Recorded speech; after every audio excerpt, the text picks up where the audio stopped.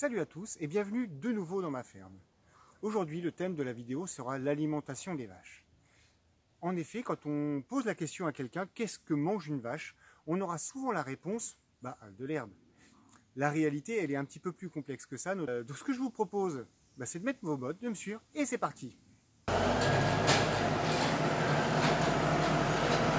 Les vaches sont vraiment des animaux extraordinaires. Les vaches produisent environ 30 litres de lait par jour, en tout cas chez moi. Et ce lait contient à peu près 30 grammes de protéines, 40 grammes de matière grasse et 50 grammes de sucre par litre. Ça veut dire qu'une vache va être capable de produire à peu près 1 kg de protéines, 1,2 kg de matière grasse et 1,5 kg de sucre, rien que par son lait. Et ça vient de son alimentation. Donc on a vu que les vaches mangeaient de l'herbe, mais ce n'est pas le principal ingrédient de la ration. Là, il est à peu près 16 h, c'est l'heure de les rentrer pour qu'elles viennent manger la ration du soir. Donc, on va les appeler et puis elles vont en venir.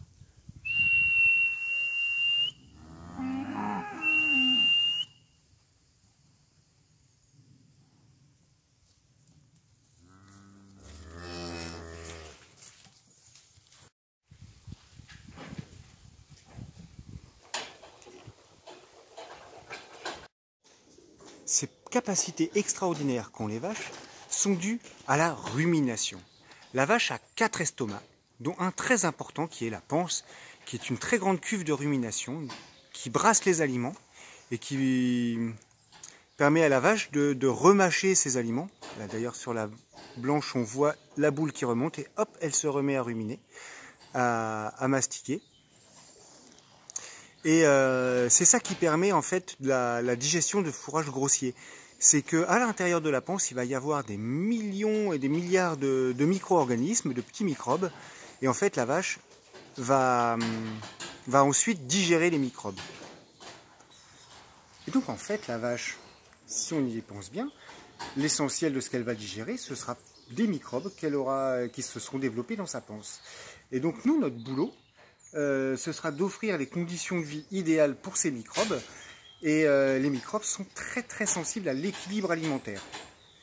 C'est-à-dire, et d'ailleurs il y a un petit test rigolo à faire, c'est écouter une vache ruminer. On se met du côté gauche de la vache, parce que c'est là du côté gauche que se trouve la panse. Et on va pouvoir coller son oreille. Et clairement on entend un mouvement de brassage à l'intérieur de la panse, c'est assez rigolo. Je déconseille fortement aux enfants de reproduire cette expérience à la maison.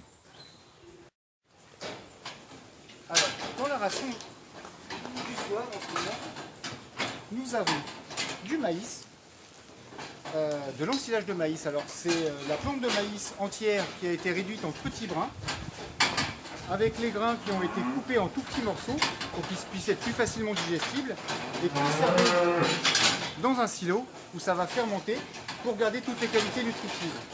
Et en même temps, il y a du foin qui est grossièrement mélangé. Le foin, c'est de l'herbe coupée dans un champ et qui a été séchée au sol et récoltée comme ça. L'équilibre alimentaire, qu'est-ce que c'est? C'est apporter la quantité idéale, la quantité équilibrée entre l'énergie et l'azote. Par exemple, le maïs que l'on donne aux vaches va apporter beaucoup d'énergie et peu d'azote. Donc il faudra quelque chose pour compenser. En général, on utilisera des tourteaux, soit de colza, soit de soja. L'herbe est assez riche en énergie, assez riche en azote, c'est un fourrage équilibré, mais la vache ne va pas pouvoir en consommer, en ingérer beaucoup. Donc du coup, il faudra pour les vaches hautes productrices donner des compléments alimentaires pour arriver à une forte production. C'est globalement ça. C'est beaucoup plus compliqué que ça en réalité, mais le principe est ici. On ne va pas rentrer dans la biochimie complexe parce que sinon je vais perdre tout le monde. Alors du coup, par jour, qu'est-ce que mangent mes vaches? Je vais vous parler en quantité de matière sèche parce que ça va être très difficile de comparer du foin par exemple qui va être à 15% d'humidité et de l'herbe pâturée qui va être à 80% d'humidité. Donc pour simplifier les choses, on travaille en kilos de matière sèche. Les vaches aujourd'hui, par vache, elles ont 10 kg de matière sèche de maïs, 3 kg de foin et 5 kg d'herbe pâturée. On a vu tout à l'heure qu'il fallait équilibrer la ration. Le maïs étant une plante beaucoup plus riche en énergie qu'en protéines, il va falloir compenser.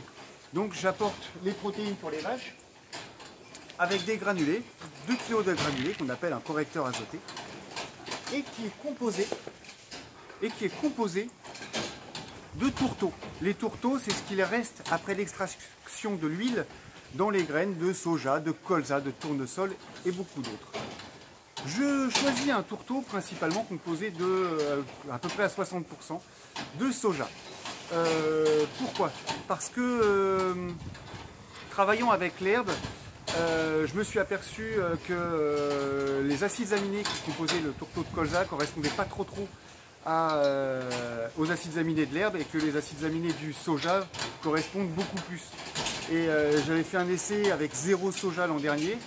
La ration sur le papier ça marchait bien, mais techniquement les vaches elles faisaient pas de lait. Je suis retourné à mon système habituel avec 60% de soja et les vaches ont pris 2,5 litres de lait dans la semaine.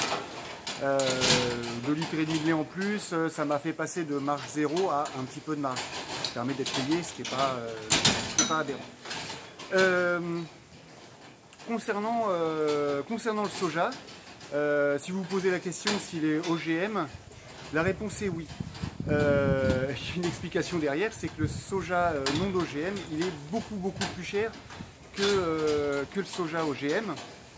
Et donc je serais vraiment tenté d'utiliser du soja non OGM, mais ça occasionnerait un surcoût de à peu près 1 centime du litre. Ça paraît pas grand chose, mais sur les 500 ml de lait qui sont produits sur la ferme, ça fait 5 000 € par an. Ça joue. Ça joue. Et par contre, je suis conscient des méfaits environnementaux du soja OGM. Clairement, est-ce que ça me plaît? La réponse, elle est non. Je le fais parce que c'est un impératif économique. Et je rêverais qu'il y ait une filière de soja française qui nous permette d'avoir des produits de qualité, parce que je sais comment travaillent mes collègues céréaliers français, et ils travaillent très bien, contrairement à d'autres dans d'autres pays du monde. Donc, connaissant cela, je travaille de plus en plus depuis très longtemps sur l'autonomie alimentaire. Et aujourd'hui, je consomme par an à peu près 22 tonnes de tourteaux de soja. Et c'est à peu près la même quantité qu'il y a 10 ans, quand je faisais que 300 ml de lait par an. Donc j'ai développé ma production sans consommer plus de tourteaux de soja parce que j'ai travaillé sur l'autonomie alimentaire. Ça veut dire qu'en 10 ans, clairement, il n'y a pas un arbre en Amazonie qui est tombé à cause de mon activité. Ça, j'y tiens. Et je continue à travailler dans ce sens-là, même si parfois, économiquement, on est un peu dans des impasses.